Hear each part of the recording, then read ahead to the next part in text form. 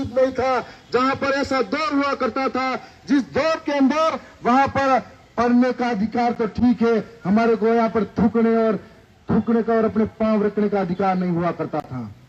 उस दौर के अंदर कैसे लोग थे जिन्होंने संघर्ष किया होगा।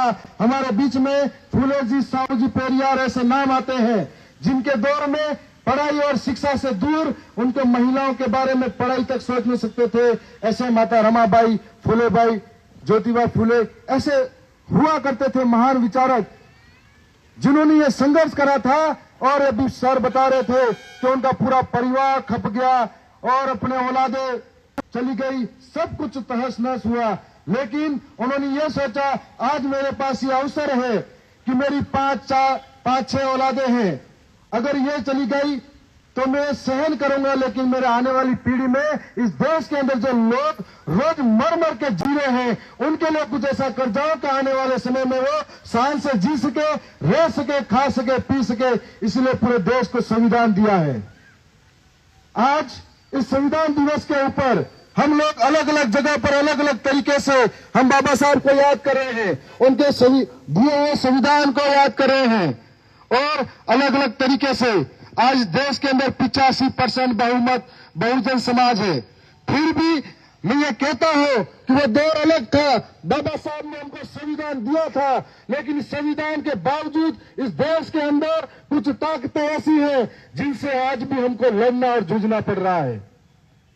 आज सिरोही की जो घटना है, आज देश के अंदर बाबा साहब के संविधान होने के बावजूद भी किसी को नीचे रखने पर मारा जाता है, तो किसी को मटका छूने पर मारा जाता है, तो किसी को सर के ऊपर पेशाब किया जाता है। यदि संविधान में होता तो हमारे क्या स्थिति होती, ये बात सोचने वाली है।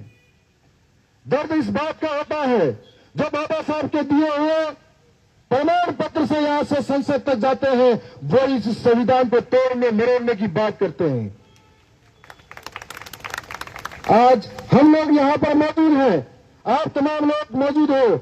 हमें शिक्षा का अधिकार से वंचित थे, पढ़ने लिखने बोलने से वंचित थे, समाज में उठने बैठने से वंचित थे, लेकिन इस समाज और शिक्षा में हम लोगों को यहां तक पहुंचाने के लिए हजारों पुरखों ने बलिदान दिया है। कई लोगों के गले से हांडियां उतारकर हाथ में कलम और कागज दिया है, वो बाबा साहब के संविधान ने दिया है।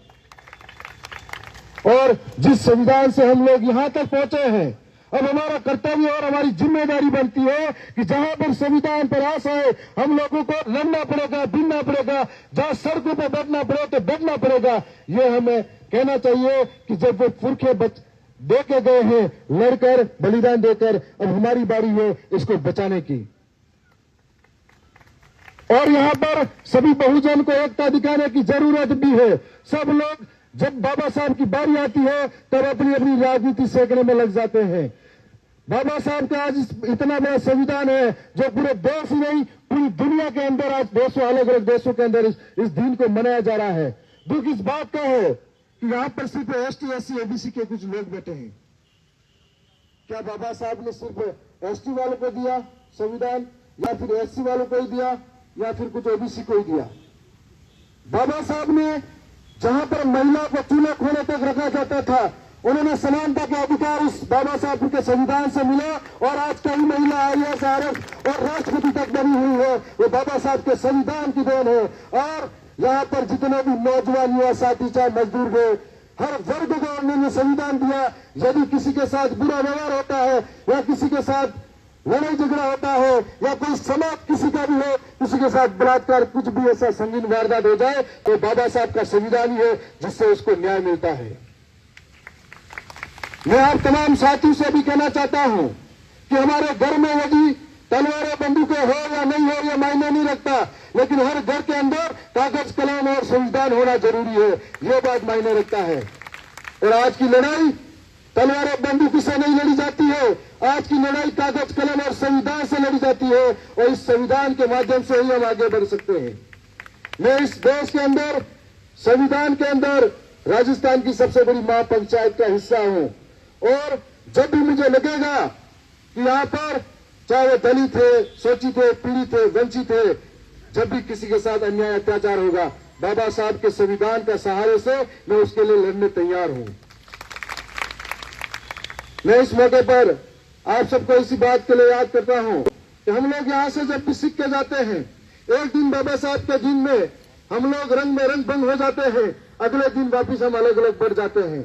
जरूरत है बाबा साहब के दिए संविधान के बाद में लोकतंत्र, और लोकतंत्र के अंदर अभी अपने मत का अधिकार दिया बाबा साहब ने, एक मत एक संविधान, और एक मत का प्रयोग भी हम समझ के करें कि कौन हमारे बुरे वक्त का साथी है, कौन हमारे अच्छे वक्त का साथी है, कौन हमारे बुरे वक्त में साथ खड़ा है, कौन नहीं खड़ा है।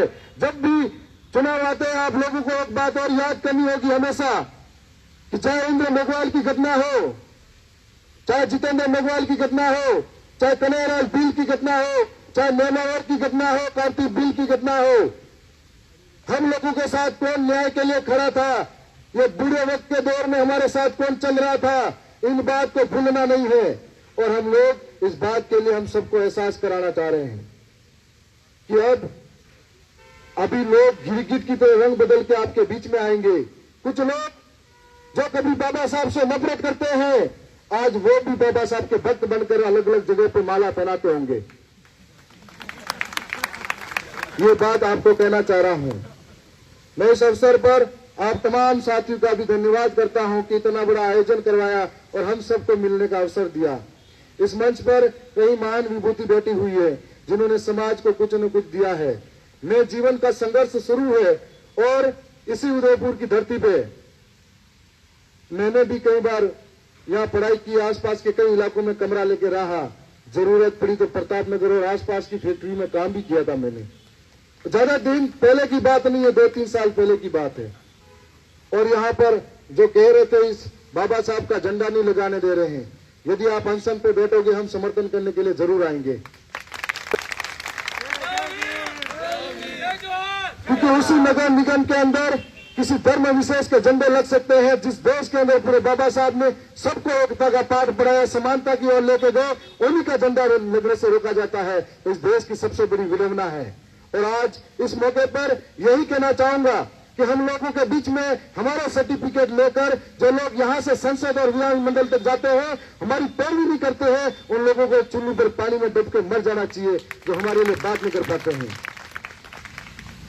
जो लोग ये कहते हैं कि हम लोग जीतने के बाद में संसद में बैठकर संविधान को बदल देंगे, इनके बाप की बपौती नहीं है। हमारे पुरखों का ये दिया हुआ संविधान है जो अपने खून से लिखा हुआ है, और ये हरगिज नहीं हो सकता जब तक आपके जैसे नौजवान बैठे हुए हैं। तो संविधान को हमारे पुरखों ने खून से सींच कर दिया है, जिसकी रक्षा हम लोग अपनी जान की कीमत लगाकर भी चुकाने के लिए तैयार बैठे हैं।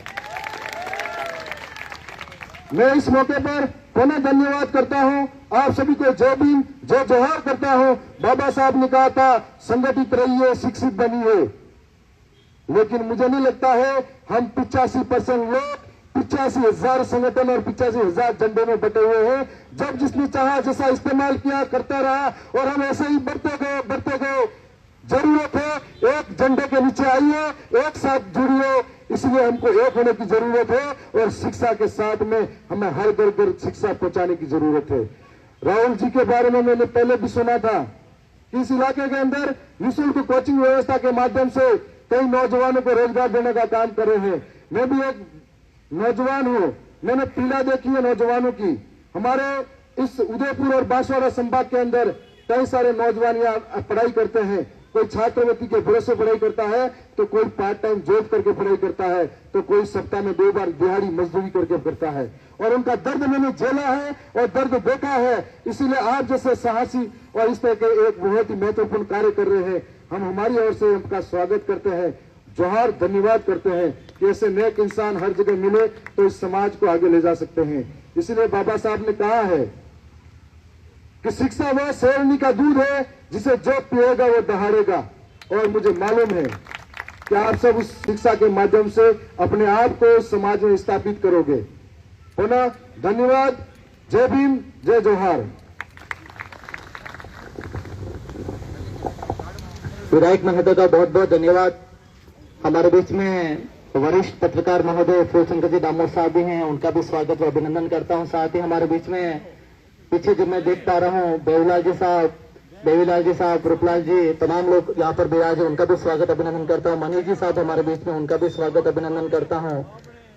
राजेंद्र जी वाशनी, शंकरलाल जी वडलिया, हरिशंकर जी, जिनका मैं नाम। सब्सक्राइब कीजिए हमारे चैनल को और बेल आइकॉन को दबाइए हमारी लेटेस्ट वीडियो सबसे पहले देखने के लिए।